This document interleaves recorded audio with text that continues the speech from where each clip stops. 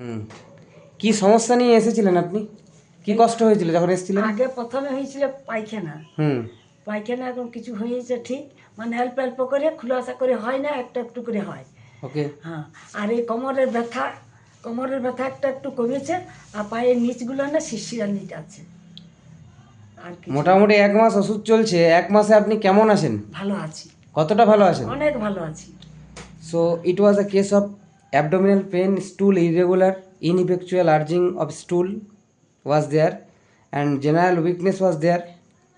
Also, there were so much pain all the joints. আর অল্প চোখগুলো এক একটু মিনিট ভরপুর মিনিট আছে। হ্যাঁ। কোমরে ব্যথা, সায়াটিকার একটা ব্যথা, এই ধরনের ব্যথাগুলো ছিল।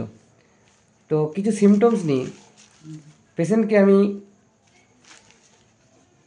কস্টিকাম দিয়েছিলাম। কস্টিকাম 200 সিঙ্গেল ডোজ, প্লাসিবো, আবার কস্টিকাম সিঙ্গেল ডোজ 200, আবার প্লাসিবো, এইভাবে 2-3 বার চালিয়েছি।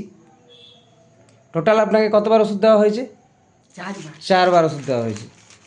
1 মাসে 4 বার ওষুধ দেওয়া হয়েছে, মোটামুটি 7-8 দিনের ওষুধ দেওয়া হয়েছিল। কখনো প্লাসিবো, কখনো কস্টিকাম চলেছে, তাতে কিন্তু পেশেন্টের ব্যথা অনেক ভালো আছে।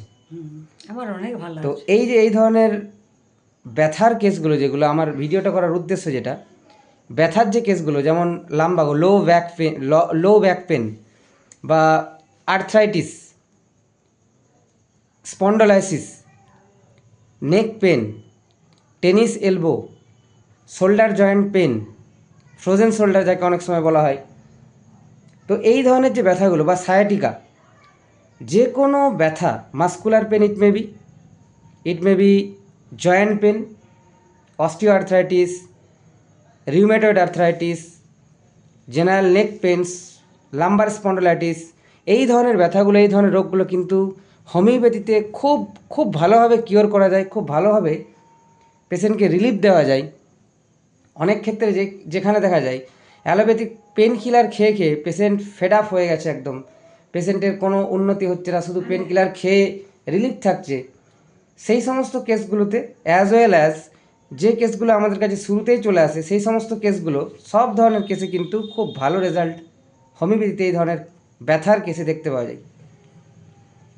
তো এটা একটা ফলো আপ কেস, মোটামুটি পেশেন্ট অনেক ভালো আছে। সেই ক্ষেত্রে এই ওষুধটা আমি আবার রিপিট করব। 200 দিয়েছিলাম কস্টিকাম 2 বার, এখন আমি 1 ml একটা ডোজ দিয়ে আবার স্যাকল্যাক দেবো। এটা একটা ফলো আপ কেস। যারা দেখছেন, জেনারেল ভিউয়ার্স, যারা সাধারণ মানুষ যারা দেখছেন, তাদেরকে এটা জানানোর জন্য বা বোঝানোর জন্য ভিডিওটা দিচ্ছি যে এই সমস্ত কেসগুলোতে কিন্তু আপনারা হোমিওপ্যাথির শরণাপন্ন হতে পারেন।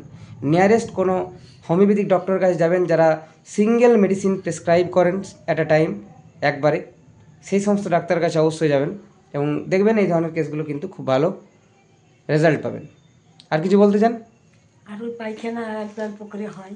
কখনো মানে অল্প অল্প করে বারবার হচ্ছে। হ্যাঁ, বারবার করে 3-4 বার হয়েছে। দিস ইজ অলসো অ্যানাদার খুলাসা সিমটম করে অফ হয়েছে। কস্টিকাম।